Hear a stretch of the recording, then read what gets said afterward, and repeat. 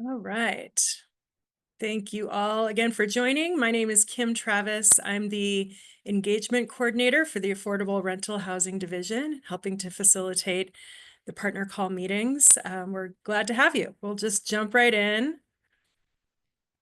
We always start these meetings with a reminder about an inclusive environment and process agreements. So thanks in advance for practicing these with us. Help foster an inclusive environment, stay engaged, speak your truth responsibly, listen to understand, be willing to do things differently and experience discomfort, expect and accept non-closure.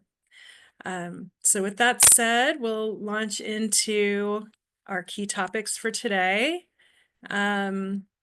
And these meetings are really designed to preview the materials for the upcoming Housing Stability Council meeting. So we will talk through the packet. We'll put a link in the chat for the Housing Stability Council meeting packet as well. And today we are going to be sharing new ORCA web pages and the ORCA updates that we sent out through a technical advisory earlier today. So we will make sure that everyone is oriented to new pages on our website, the new ORCA manual, the redlined ORCA manual. We've got available resources, document, and then more details about the ORCA pipeline and waitlist as well. And then we will round out with some reminders and upcoming events and things to watch for. So with that said, we'll transition now. Actually, I'll stop sharing and Natasha's going to jump in and provide an overview, and then I'll share my screen again with links to our new pages. Great. Thank you, Kim, and hello, everybody. I hope this Monday, end of July, finds you well. Our Housing Stability Council meeting has come pretty quickly this month between last as the the July meeting had been pushed back a week because of the 4th of July holiday, and Friday is the 1st. So it has been a pretty swift turn between the July meeting and August. And at the July meeting, Housing Stability Council adopted the high-level policy framework that allowed us to then finalize the ORCA manual. So we have been able to make that transition to begin allocating the new legislative investments into the ORCA. So on our Housing Stability Council agenda are two really investment or funding recommendation memos. The first is 4% transaction, so that's one that had been in the pipeline before. So Ty will bring I think it's the Rose Schnitzer.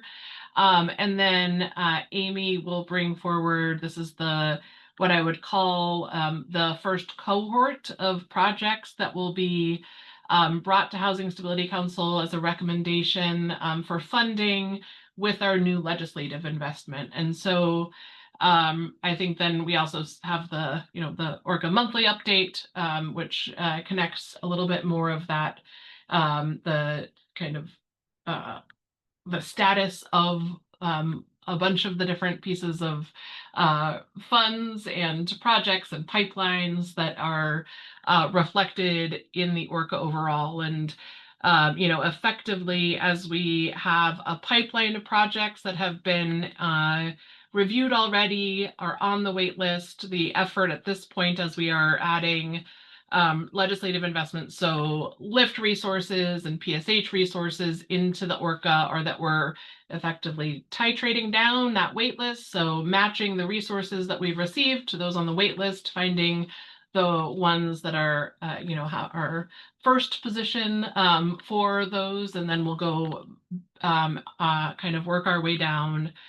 I think given that the legislative investment for resources was less than had been anticipated and requested, and less than that was in the governor's recommended budget, and given the size and scale of our wait list, and that is that ORCA pipeline, I think anticipate that The majority, especially for lift resources, will be, fully subscribed and spoken for in the next few months. And so I think that is probably as soon as the October Housing Stability Council will, again, we've brought forward this set of projects that had clarity. We're at top and able to be moving forward without,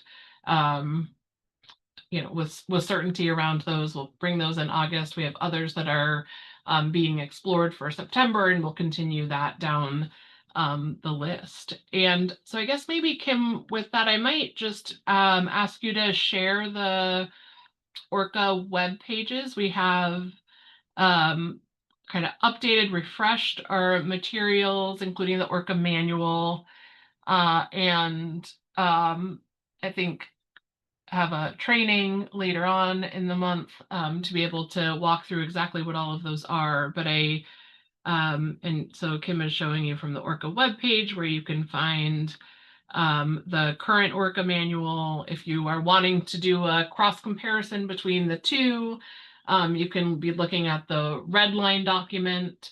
Some of the red lines are specific to the conversations we've had around where we're making some updates. Some of them are kind of cleaning up some of the initial language that we said around this is our new offering, and now we're just calling it this is our Oregon centralized application. So there's a bunch of different pieces of those, but you can find those documents under important documents. And then I think the pipeline documents, we have a bunch of the wait list, we have the wait list policy, and then I think it's that currently available development resources link that you will be able to see. It's an expanded document from, so it's not just a one pager, we have a few pieces of information in here. And one of the things, if you want to scroll down a little bit, and Shelley, I see your hand. Let me just talk for a minute here. So this is the overall resources that have been added and activated within the Orca. And so as more lines of resources are made available and active, we will start seeing those reflected within here. I think as we received $50 million in preservation investments, we have not yet done the work to determine what and how that $50 million will be deployed. We are actively in conversations around the stabilization needs, which we know are extensive. In prior months, we've talked through our I can't remember what we're calling it now, but it's the operating expense study where we looked at all of the different operational resources and financial performance. I think that is all informing how we want to be looking and seeking to dedicate resources, but have not yet finalized that. So as we are finalizing those pieces, we will be adding them in.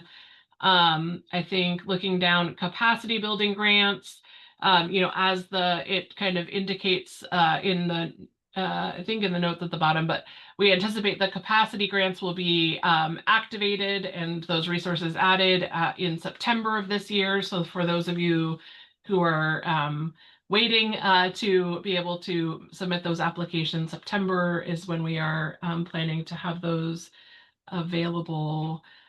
We do have legislative investments in other program areas. There's a new senior housing development resource that we will be working to stand up. It's not reflected on here yet because it's not activated. It's not finalized to be offered.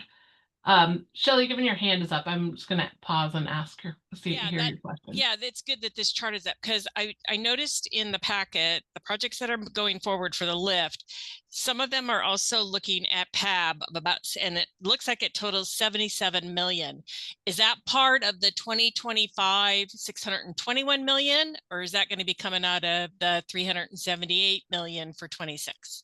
Those would be, yeah. So yeah, that's a great question. So and we should, anyway, projects that we are bringing forward now for 4% transactions are not anticipated. We are not anticipating that they close in 2025. So those would be using 2026 private activity bond authority. And yes, and I'm expecting, I think we are, as I've, started to talk with folks, I think right now, just for, to talk a little bit about private activity bonds, we had been in a place for 2 or 3 years where the gap funding that had both been coming from the state and Metro had really over leveraged that resource. And we had to implement some very prescriptive prioritization across those. I think as we are in right now, I think as we are looking forward, I think we are back to more of the place where it is there is more private activity bond authority than we would have gap resources. I think excited that the policy around private activity bonds and the generation of tax credits has been reduced from the 50% to 25%. But it is kind of in a different environment at this point in time. So I think the places and ways where we can try to be leveraging that tax credit equity in where we are able to do so, I think are back on being able to do that. So thinking about preservation investments and others, I think even in the ways where we had not been able to prioritize private activity bonds for preservation, given all of the new construction investments, we are, that is now no longer the case. We are able to support a broader swath of them. We were kind of managing this private activity bonds, making sure we don't get into that position where we have made more commitments than we have resources available. But at this point, given again the limitations on gap financing, that is less likely to be a top concern. I have a follow-up. Yeah. Because you are looking at 2026, are you working on your policy for bond cap to where you're gonna, allow 28% or 30%? I mean, so because are these projects gonna revisit their bond cap request and go down to that lower amount? Because I noticed they're not getting approved with their lift. Okay, yeah. So that's a great question. And I think generally, so we are accounting for their private activity bonds. So will be there on the time they need them, but the real, like the conduit and the issuance and all of that needs to get approved in formal recommendation from Housing Stability Council kind of right before the finance close. So I think we will see the 4% projects come twice to Housing Stability Council. In terms of transitioning to the 25% test, and just contextually right now, or what has had it in place, you needed to finance your project with 50% or at least 50% private activity bond resources to generate the tax credit. And our policy established kind of a cap around 55%. When we are looking at so the switch from that to only require a 25% private activity bonds to generate the tax credits. So as we are bringing in projects now, the standard that we have in place right now is that 55%. And I think we will be engaging in those conversations to formalize and adopt a policy to, lessen that to the, 25%, which, 30-ish% instead. I presume that what we will want to do as we get engagement is get some feedback around how we apply those new approaches within our policies.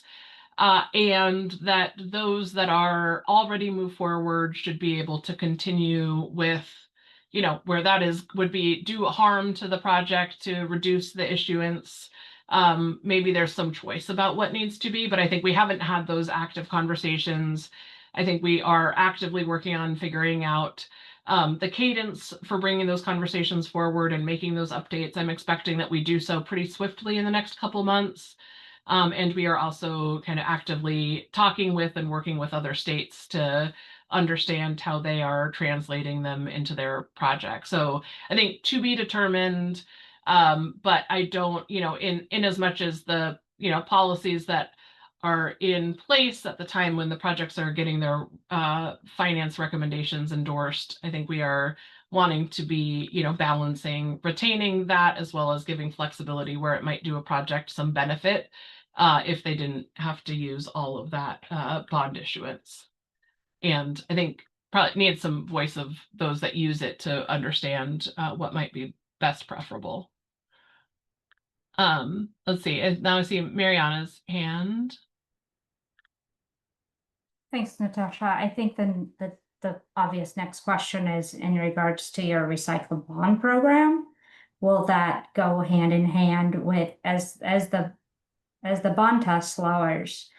Will you be providing as gap financing the recycled bond program, or make that available in a different? And so then we need to understand kind of how big that program is.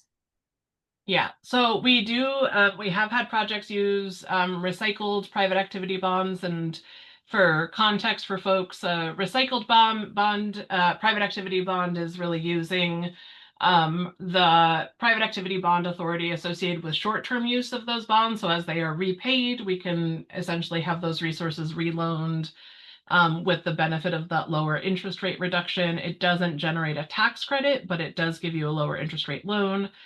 At this moment, and and we're continuing to evaluate and determine the strategies, we have and do allow projects to do bond recycling, but we do not have our own financing source. The intricacies of bond recycling is that the timing needs to be there. As soon as the resources come back, they need to kind of go out in the same hand. And so we do not have resources that are able to bridge that. So where projects have been able to do it is really navigation of literally tying two different projects together to allow those closings back and forth. But I think understanding in the ways in which the lower interest rate associated with those resources could provide benefit. And like I think we saw in the last month transaction to Housing Stability Council was a means for addressing gaps that were coming up in a project. I think we're curious, we're looking towards seeing where it is that the state ability to access these lower interest rate lines of resources could be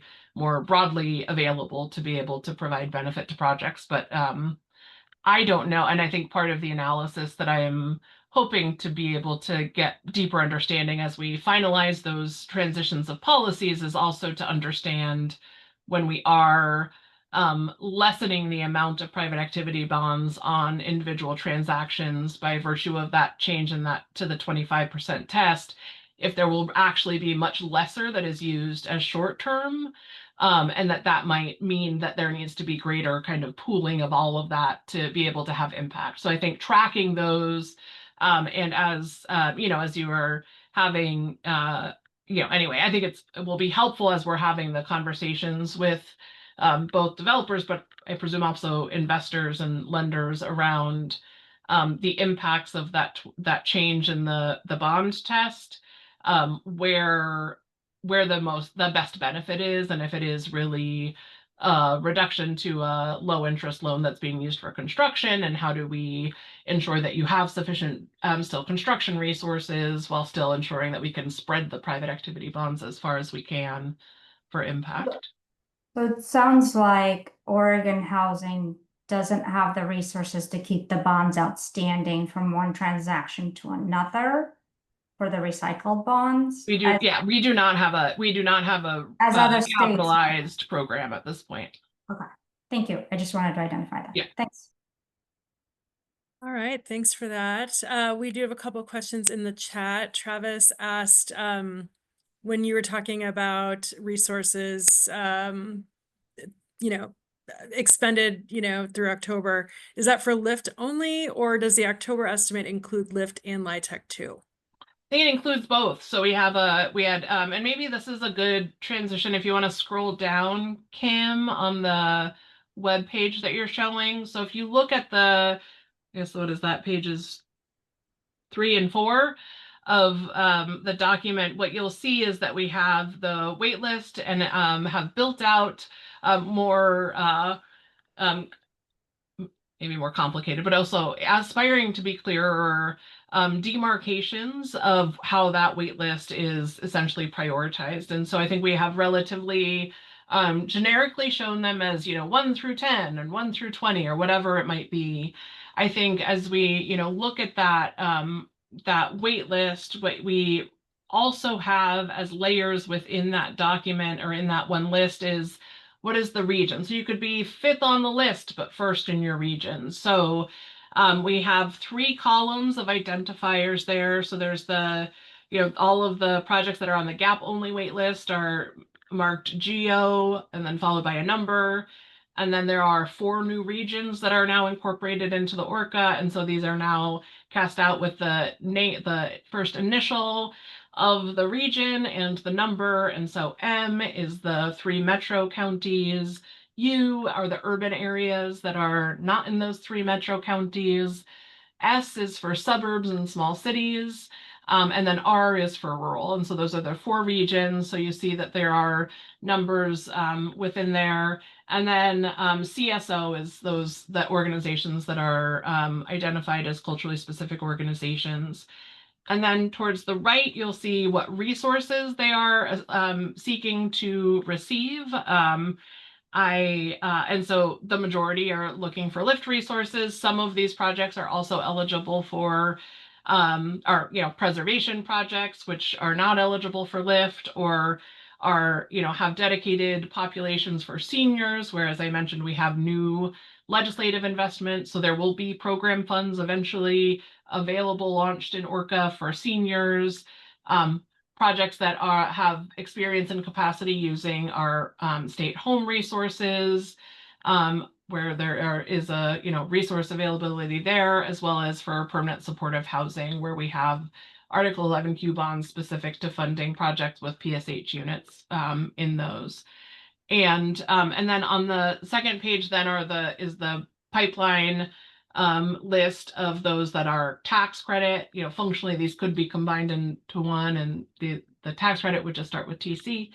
But we will be moving down through those. I think we have, I guess, flagging maybe more interestingly or important, also added are trying this out. And so please give grace and also feedback, a status note. So we will be, as we are thinking about what it is that might make this make more sense, we have added just an explainer of this is what's happening with this project.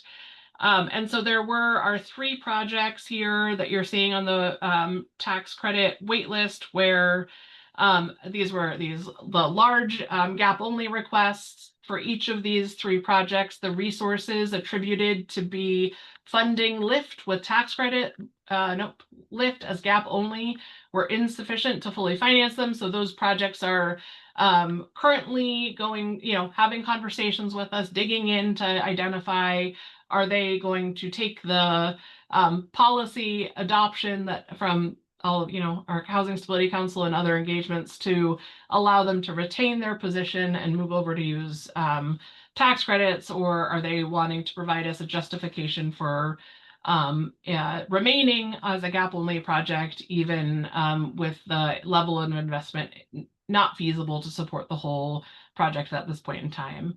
I think we are expecting that to be those decisions and next steps to be finalized by the September meeting, so that we can basically have the titrated resources titrate down. And so I think that is so Robin, where you're saying U8, that it means it is the 8th project in the urban region. And I think let's see. Then I think if you scroll down oh, go ahead. Let's hear somebody's voice. Oh, sorry. Can you hear me, Natasha? This is Travis. I think so. You were breaking up for a second, but why don't you give it a try? Didn't get a chance to look at the materials before the partner call.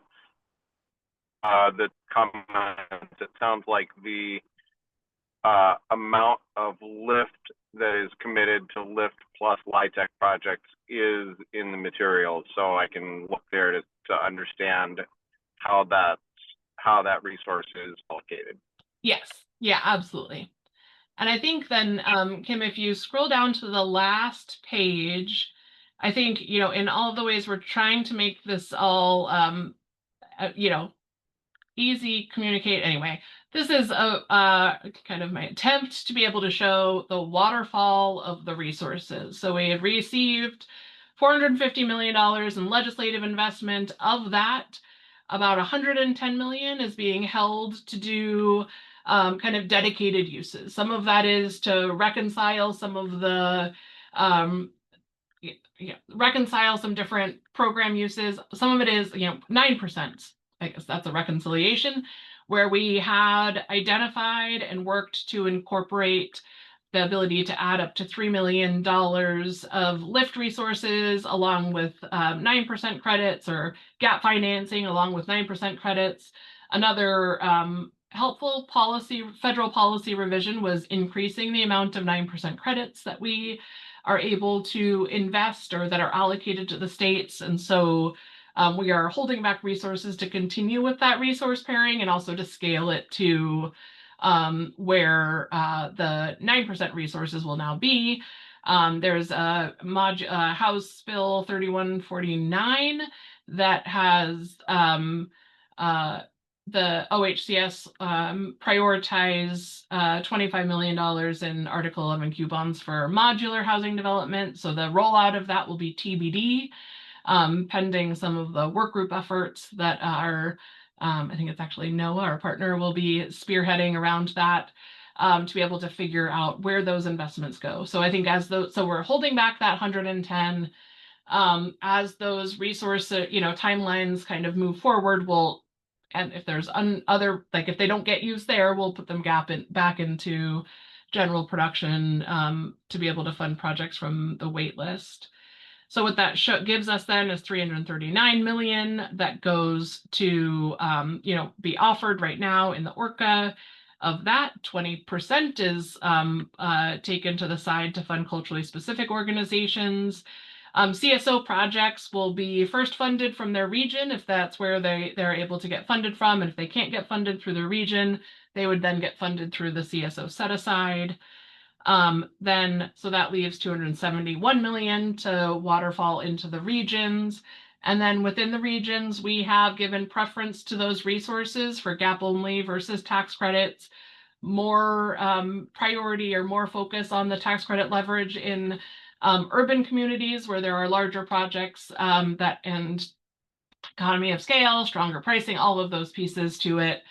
And then down in here, and what you can see where we're trying to identify, and we're using that kind of compound, like bringing all of those identifiers together. So you can see what dollars are being recommended for August in each of those different boxes with the identifier for that project. And then, generally TBDs for September and October. Again, looking first in those tax credit ones for those projects that are currently evaluating whether they can move. I think understanding that in order to move between gap only to tax credit as this offering that was really part of really just this transition is providing the other tax credit materials, including the pro forma modeling. So it will still need to be balanced. It will still need to work with our the resources that we have, but that is kind of those projects are the top in the tax credit space. And then rural really largely will be largely all obligated, with 34 million of the 38 million being recommended in August. And so I'm sure There's some questions in the chat, and then Yeah. Derek has his hand up as well. So why don't we go to Derek and then we'll go back to the chat. Yeah, thanks. I'm curious. I'm trying to figure out if my math skills are up to speed. But for instance, I'm looking at the resources for, let's call it the metro area. And if I'm looking at, if that starts at, about 111 million, and I just trickle down every project below, it looks like your notes are showing that there's insufficient resources for projects beginning at God, what is that? Like the one on 4, but it looks like the math shows that there should be projects trickling down to, say, project number 6 in line there. I'm just trying to figure out if I'm looking at my math correctly in terms of how those lift resources are getting allocated, or if there's still, some moving pieces going on board in terms of how projects lower in that list will get funded. Totally, yeah. So there's still each of these. I mean, I think rural is the one where I think we don't have another project on the wait list in rural communities. And so we will have, 3.5 million-ish left in there. That's rough math. That's anyway, 3.3.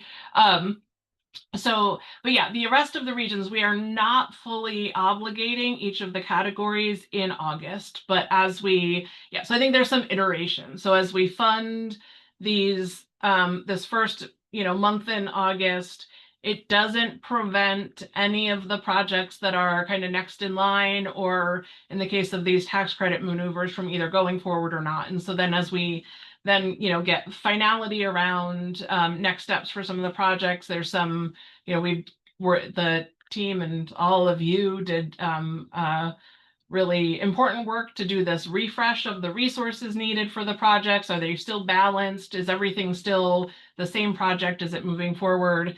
And so we'll have, where those TBDs are there, I do expect that we're bringing projects. We just haven't finalized what those projects are. I think there's also projects where, that could use PSH or home funds. And so they might be further down the list, but if we have resources available that can fully fund them from different resources, we would be able to bring those, but are looking at those for September and October. This was really the first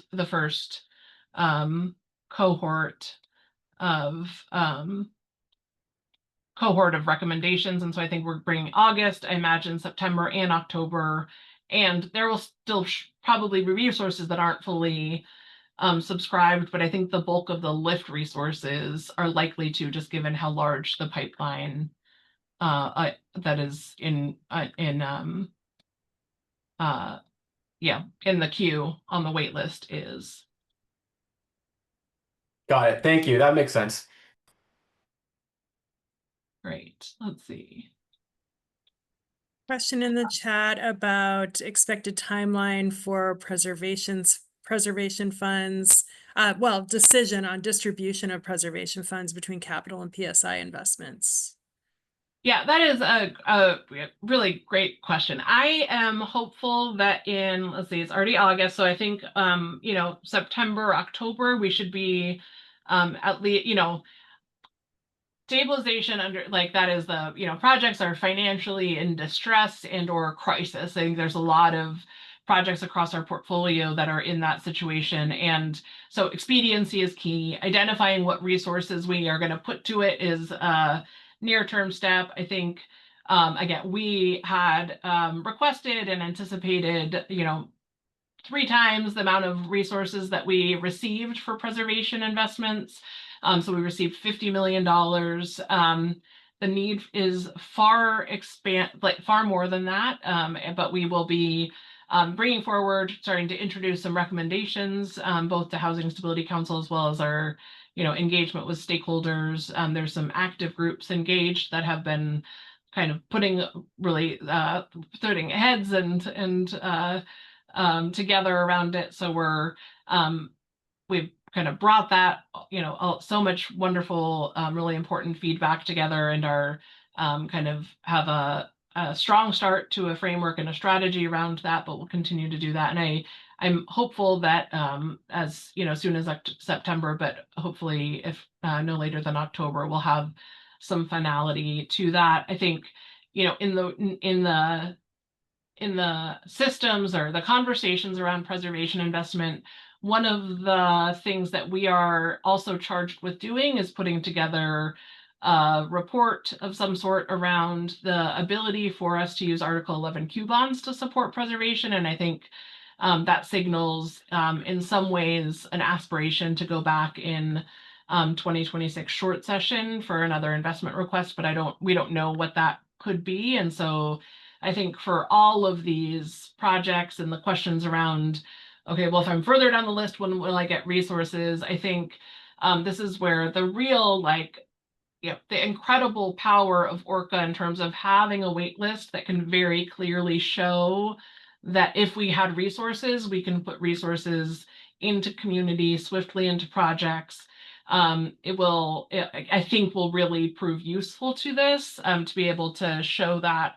I will also just, reflect as we think about where would we be right now, if we were not within the Orca structure. We have gone, within a month of the closure of legislative investments and what our resources will be to moving projects forward. In the past, this is when we would be starting the conversations around what are the different NOFAs that we want to be moving forward, how do we build out those specific frameworks. And so I think, certainly 6 months sooner, but probably much closer to a year sooner than we would have otherwise been able to get resource commitments to projects, which is really exciting. I also think it is we're navigating all of the newness of realizing we have a pipeline, and we know that we are unlikely to get through all of it with this one investment cohort. But I am, again, optimistic we're going to continue to activate all of the other tools that we have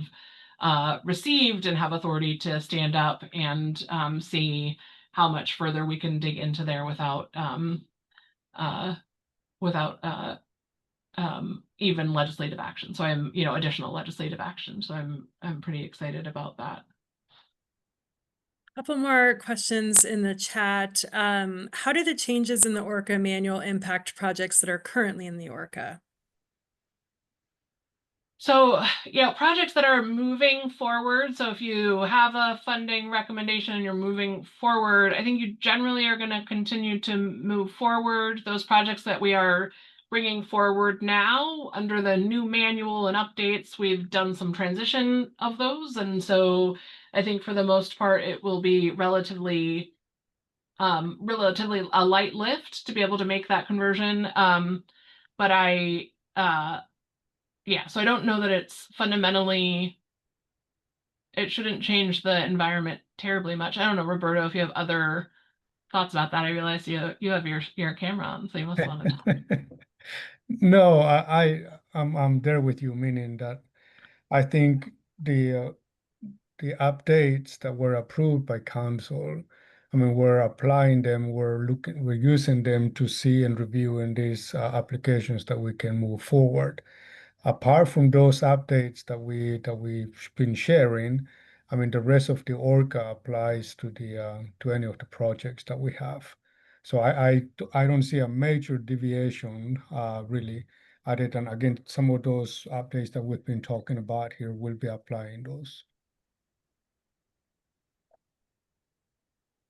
We got a couple of project-specific ones. So Shelley's looking for status updates. So we'll work with the applications team to get that to you offline. And then Robin asks a question about the CSO1. Does that mean it's the first in the CSO set aside? And I think there's probably a lot of questions and people still, grasping this, what the different codes mean for the resource allocation. So, we know we'll probably get some of those questions through the portal. Please continue, folks, as you have questions, to use the Orca portal, and we will be able to respond to those questions very quickly. But yeah. Is that the CSO1 means it's the first project in the Yeah, so it is the first, and I think it will be not a stagnant month to month. And so, for instance, if we funded Metro #1 project, next month, a different project's identifier is likely to be named Metro 1. So that's where we'll do point in times updates. But yeah, CSO is referencing the, if we're looking at it, because I think it is, and I think on Friday at Housing Stability Council, I'll spend a little bit time with them digging into just like building understanding about how that works, because it's about using the Orca and the waitlist to match resources that we have available. So if a project is down on the list but is the only one that can use specific funding source, then it would be able to move forward faster. So right now there are PSH resources available, which may still be available even after LIFT is fully committed. If a PSH project comes forward that would be able to do the project, then it would be able to move forward, even though there's other projects above it that couldn't use that resource. Same for veterans, for instance. We have veterans funding, although I think not a prolific amount. And so we'll be doing kind of all of that. I also I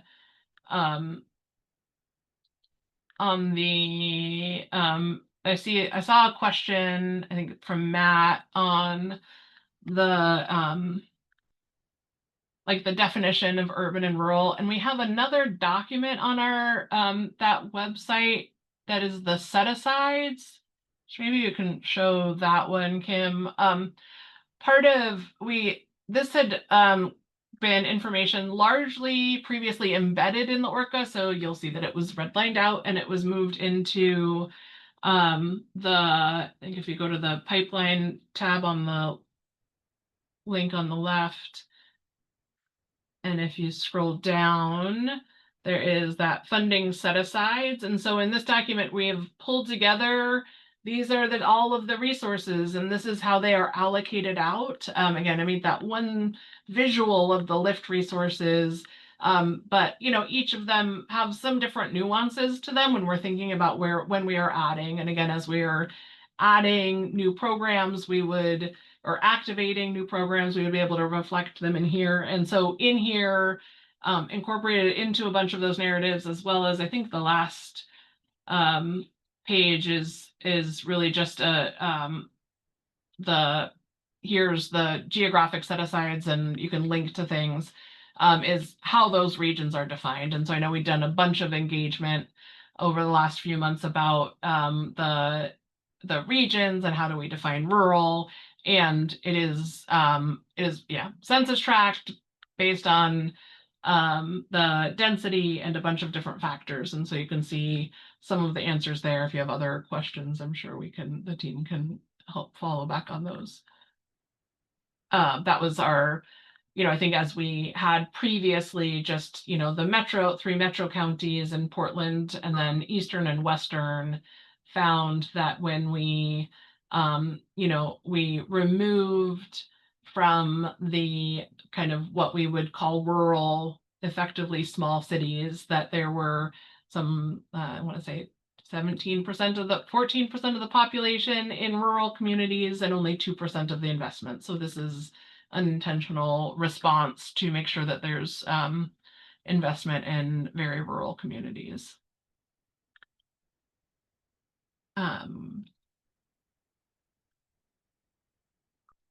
Should I go to Kathleen, Kim? Yeah, well, did her hand? Kathleen, if you have a question, go ahead. Yeah, there you are. Okay. Yeah, here I am. Hi, everyone. Thanks. I was just going to follow up on my question about the timeline, and I think that maybe there's some other people on this call who might be interested.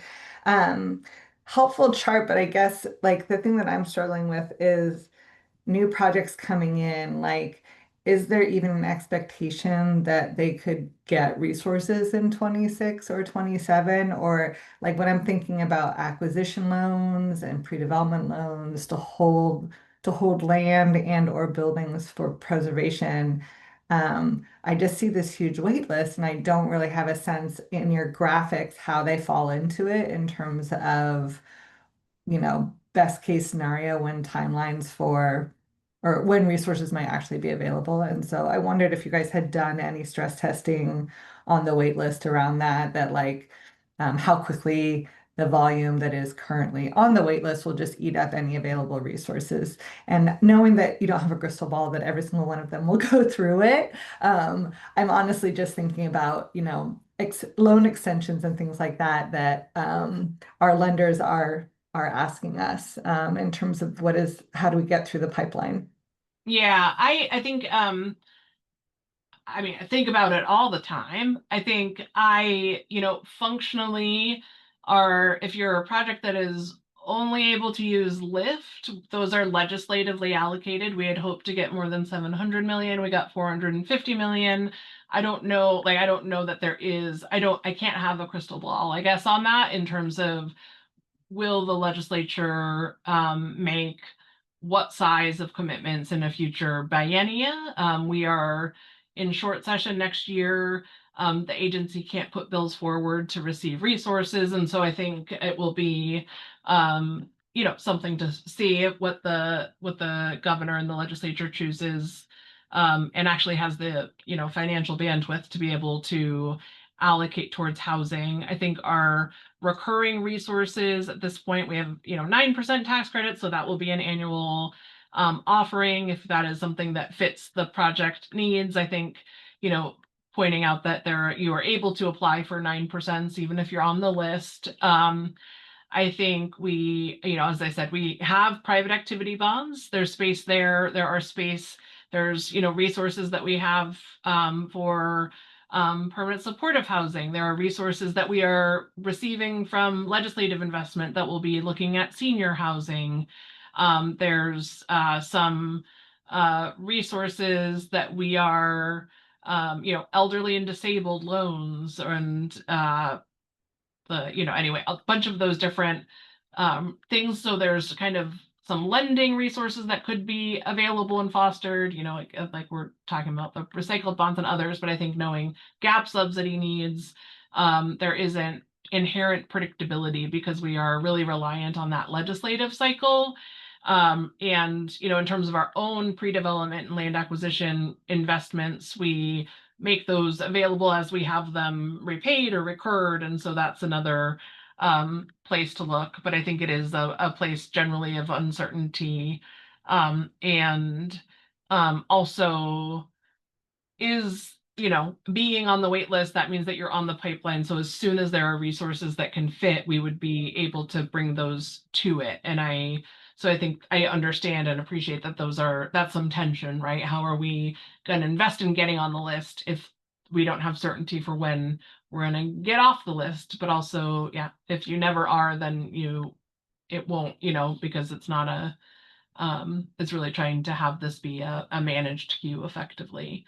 And so I think that's also where it is important, and I know laborious, but when we are reaching out to ensure that, is the information on your waitlist project ready? Is it still good? Are your costs still, balanced? Those are all important for keeping that waitlist real. And so once we have, if we had a bunch of fictional projects that actually couldn't actually do that work anymore, it would be even less telling to everybody about what that kind of order does and when you're gonna see investment come through. But I think, constantly trying to find ways to ensure that we can be activating all of the resources we can. But I think in terms of these large scale investments, in particular where it isn't able to use a tax credit leverage, I think we're just really waiting for new investments to come forward versus generating them another way. Thank you. And then, as I said, we had a few project specific questions and comments, and we're going to follow up with those directly with the submitters of those comments. Let's see, there was a question about whether we're going to look at cost per unit in the near future. Is that like a question angled towards subsidy limits?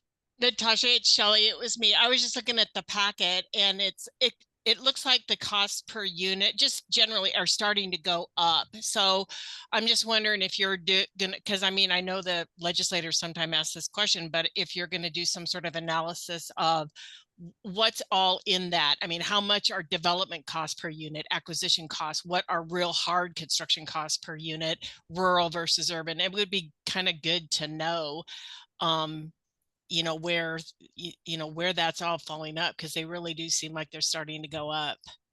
Absolutely. Yeah. We do have an annual reporting cadence and requirement from the legislature within our key performance measures around cost of development, and it's really focused largely on hard costs, but I imagine we can use that same analysis to provide kind of broader visibility to it. So I think we are regularly looking at that. I do think there's increases in all of the areas, both in cost of debt and cost of materials and labor and all of those, but you're right in the same way that our financial analysis of operations is starting to be able to see that segmented out to look at different cost areas. We could probably provide the same here. I think understanding there's so much uniqueness to each project. I think so whenever we're trying to find really simple buckets to put them in for comparability, it's challenging. So there's usually a big variation across them. But I do think both the cost of development has increased. We are also seeing that the share of development that is being supported with subsidy versus debt or otherwise has continued, is on a trend of increasing. And I think those are collectively some pretty extensive challenges. And we are in a housing crisis, so we need to navigate them as carefully as we can.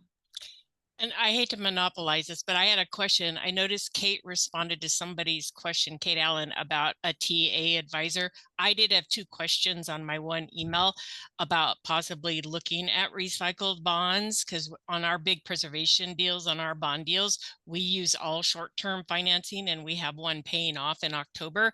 And I just wondered if there's someone that understands that and could maybe talk to us. We have a project.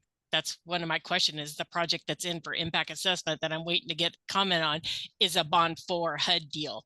And so, we are asking for a large amount of gap, but if there's an opportunity to use another resource, we just would like to know if somebody can help look at this with us and provide some TA.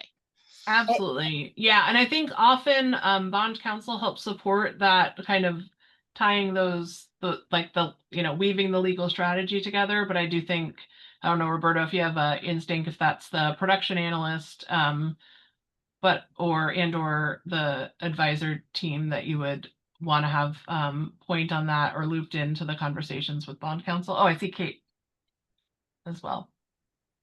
Hi, yeah, I just wanted to mention, if Shelley, if you scroll through the, our colleague Kelso also responded to your question to say that you could reach out to them with their email address, but also happy to connect you with technical advisors. But Kelso's the one you want to talk to. Okay, yeah, okay, because I know I'm just concerned that if we can get some assistance before, because I don't know if we'll get out of impact assessment, because I don't know if there's resources to fund us, but if we can start looking at what other opportunities there are, that's what, so we wouldn't have a production analyst. So it's like who's next. So I'll reach out to Kelso first and see what we can do. So good, and we'll circle from this end as well. Okay, thank you. Help put something together. Thank you. Well, this is a good transition to next steps, actually. And since Kate's on the screen, we do have a planned webinar for August 20th. And Kate, you want to say a few words about that? Absolutely, happy to. Thanks for folks being here. As Kim said, on August 20th, we're going to have a Orca August 2025 Orca update webinar. We will continue to refer folks to the existing training materials for the Orca basics that are on the website. What we'll cover in this webinar will be things that have changed, and then wisdom that we've gained with you from a year's worth of working in this system, where we can make sort of call out some things that can be smoothed a little bit or better understood or streamlined with regard to moving through the Orca. So Kim just pasted a registration for that webinar. And there will also be a technical advisory that will come out that will show on the Orca page, but just kind of getting it on your radar now. It'll be awesome. Thanks, Kate. Yep. No, I put the link to the consolidated plan survey in the chat. So Okay, if you can, I'll drop the other one. okay. Thank you very much. Yeah. And we will send a technical advisory out for those who aren't able to be here today. We'll send that out so that everybody has a chance to register for the August 20th webinar. Just real quick, wanting to point out our next partner call is actually scheduled for Labor Day. So we will have it on Tuesday, September 2nd, following Labor Day. And then just a reminder that the Housing Oregon Conference is coming up September 15th and 16th in Portland at the Oregon Convention Center. And OHCS has a number of sessions that we're leading, and we're really looking forward to the great amount of interesting sessions that you and our other partners have put forward as well. So just a reminder about that coming up, where you can find us there.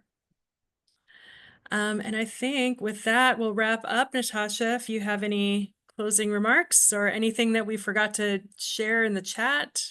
I appreciate the conversation, all of the work to get to a place where we are making these fund recommendations. And I know it's not everybody and all of the wonderful projects, but really think this is an exciting moment. I appreciate all of both the our OHCS team, but also all of the developers and project management on their wait list that went through the effort to update all of the financials. Again, this is not any work that happens without all of us doing it together. So appreciate that very much. There is still a long list of legislative implementation efforts that we are going to continue to move through to ensure that we can activate all of the resources we can to support this, the work that you do. And I think that is all for me. Thank you. Also, next meeting is September, and that is blowing my mind. So that feels too fast, and we'll see you in September. Thanks all. Take care.